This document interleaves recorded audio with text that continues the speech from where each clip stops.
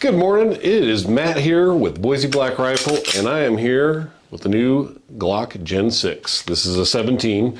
We've got several 17s and 19s that have come in, and I've got one 45 on the way. I will be the first to admit that when I saw the patent drawings for it, I was like, who cares? It's another Glock. Then when we started seeing photos of the complete gun and some videos, it started making a little more sense. Now that I've put this thing in my hand a little bit, granted I have no rounds through it, it definitely is noticeable, some of the changes that they made. Grip texture is different, grip shape is different. It's got thicker palm swells through here, which I didn't think it was going to make it feel better, but it absolutely does. Glocks have always been a little bit blocky, feel like you're holding like a 2x4. This no longer has that same feel to it. It took 6 generations, but Glock finally figured out that they could do a little bit of an undercut there. You know, the same thing that the aftermarket's been doing for 20 years, at least. These ledges up on the front of the side of the frame for your thumb, for your sport hand thumb, are fairly nicely done. That's, again, I'm gonna reach back here and grab my Gen 5 gun. That is my own personal gun, but this is the things that Glock did. No beaver tail here, but undercut, and then it's got the little ledges right there on the same spot on the frame. So these are things the aftermarket's been doing for a while. Glock is finally doing them for you. The 17 Gen 6 is going to be very similar to a 47 Gen 5.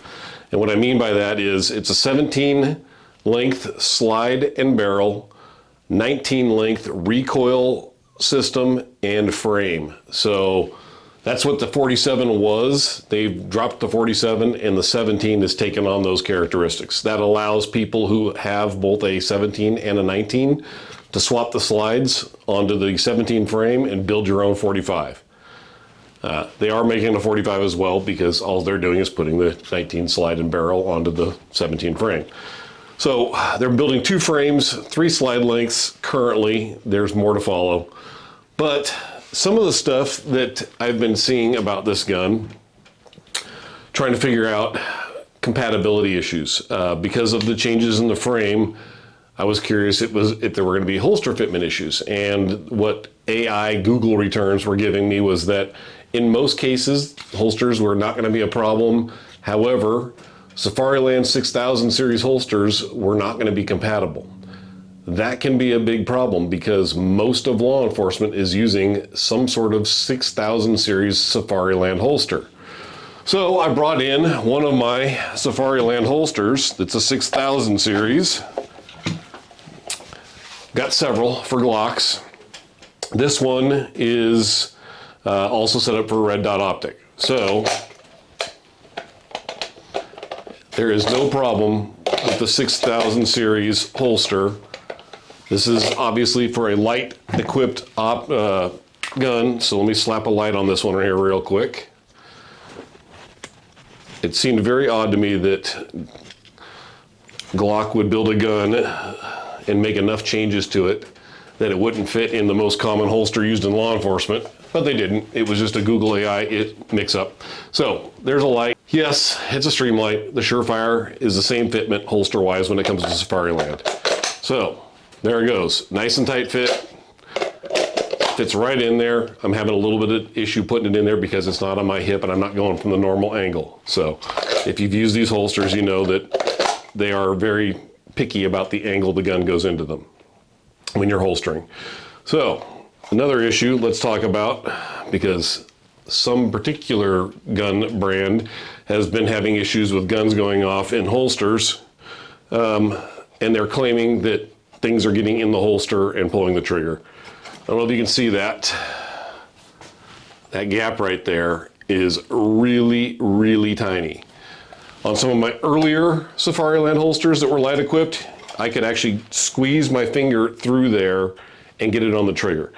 That ain't happening anymore. This holster is not a new revised version to make it compatible with that other particular gun.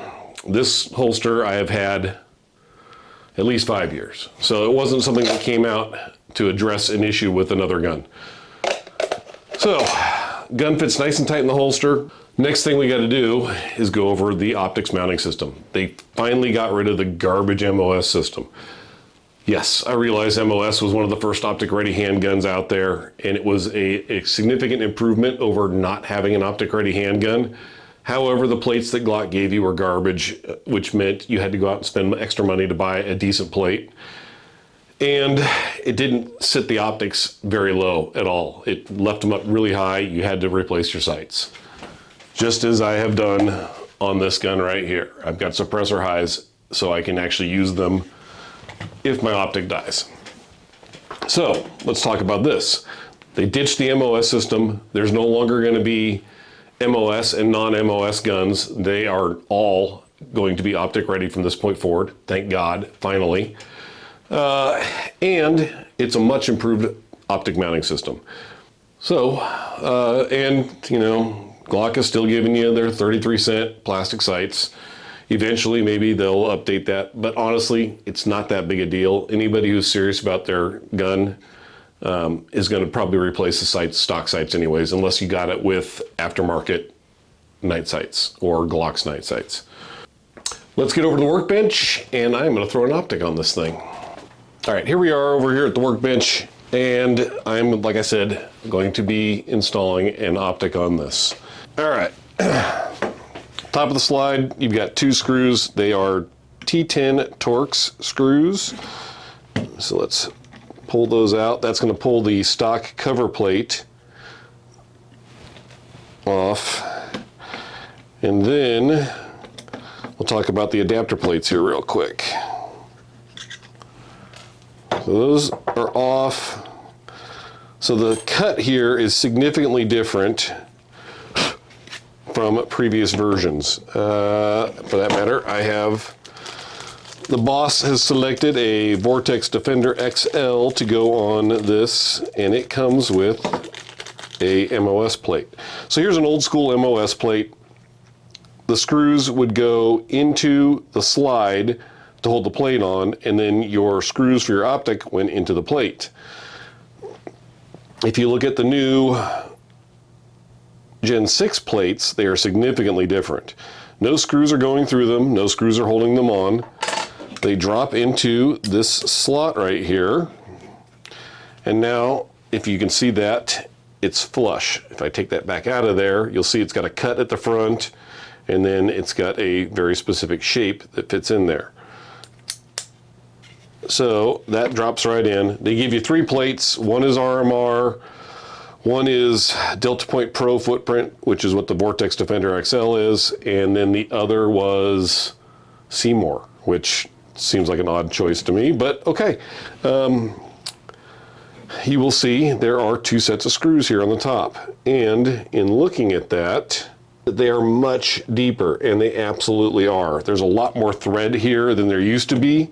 Before, if you weren't careful and you were putting an MOS plate on your Glock and the screw was a little bit too long, the screw would go down and it would impinge on the spring and rod that operate your extractor, and you would disable your gun.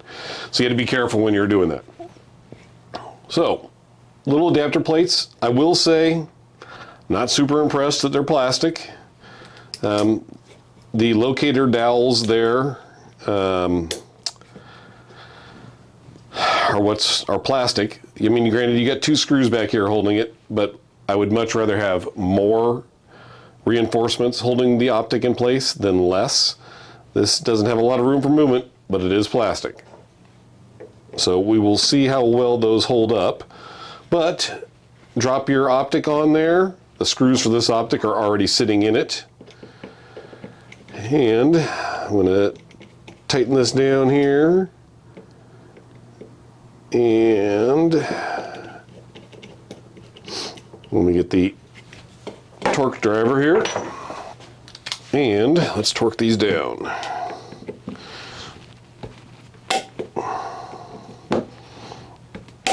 All right, optic is now installed. So the next thing you're going to see with this guy is going to be some range shooting. All right, so I'm out here with the Gen 6 Glock 17. We are going to put some rounds through this thing. This is the first rounds fired.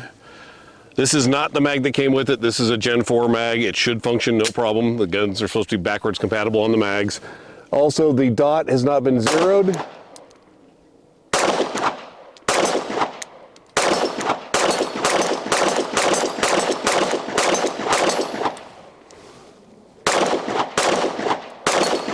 The dot is way off. I'm having to shoot over the steel to get it to hit.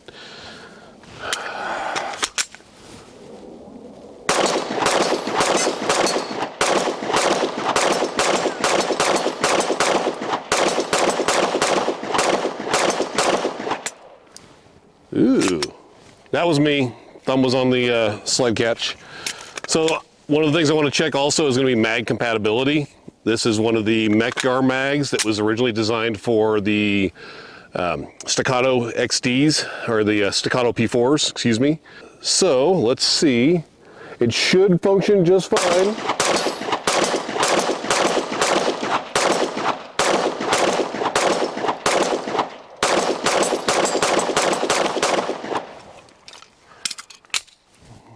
So far it's shooting fine. 2 Glock mags with the +2s that had 19 rounds in them, and a Mech-Gar 18 round. I do have some other mags I'll be trying as well. Actually, one of these is a Gen 5, one of them was a Gen 4, and then that Mech-Gar. So, reload, put some more rounds through it.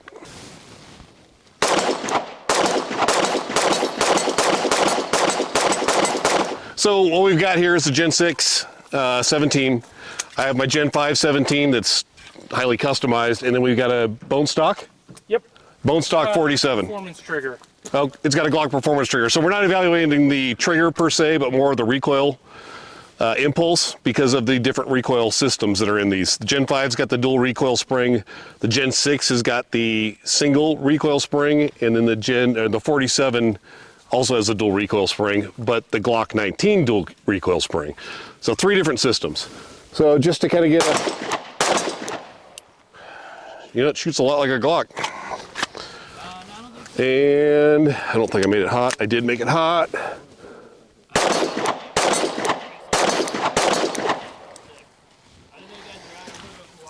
I trade you for your 47? And I've never even shot a 47, so this is all new for me. They are, yeah. Okay, so.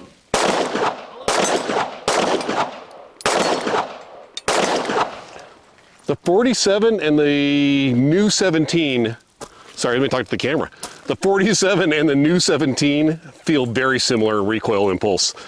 The Gen 5 17 feels a little bit slower, maybe a little bit softer recoiling. Yeah, that makes sense. These are definitely quicker shooting, quicker cycling. Snap. Yeah, a little snappier. Oh shit, well yeah, a bit of that.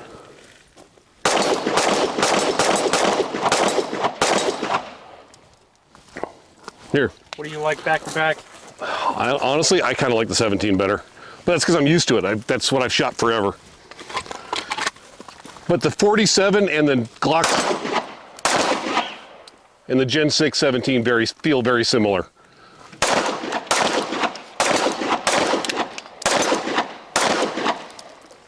.47?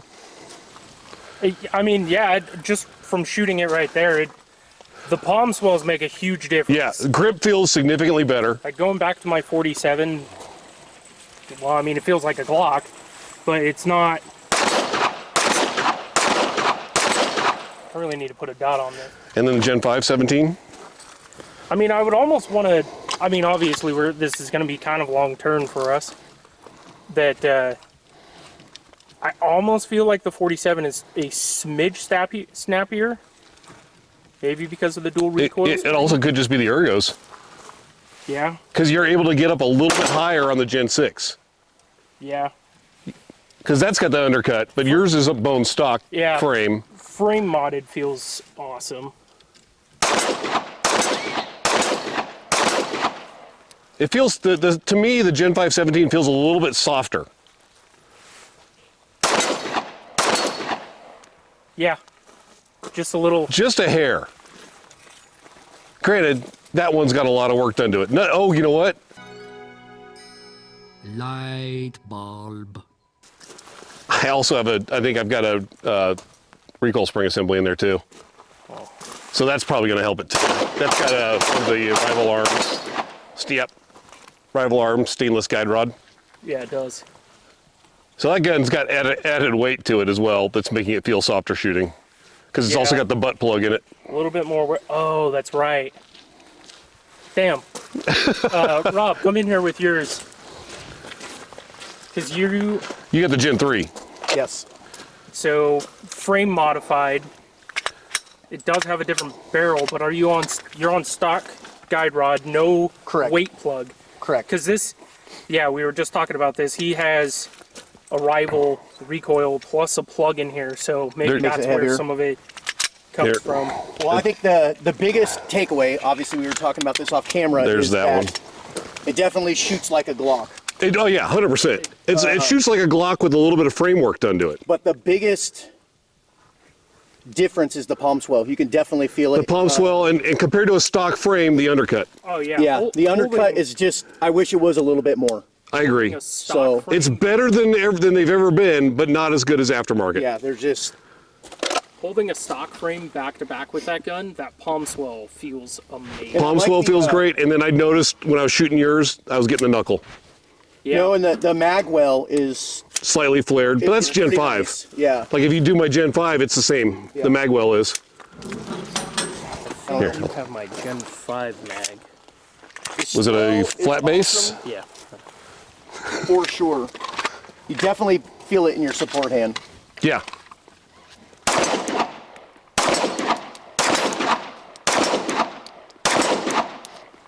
I think the longer recoil spring might feel a little bit softer. I know my Gen 5 does, but it's got a lot of work.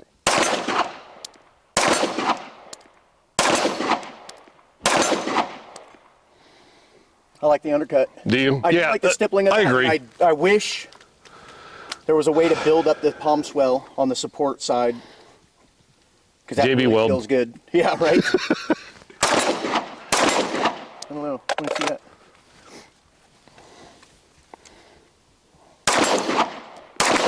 Feels good. And it's just the right amount of stippling. Yep, I agree.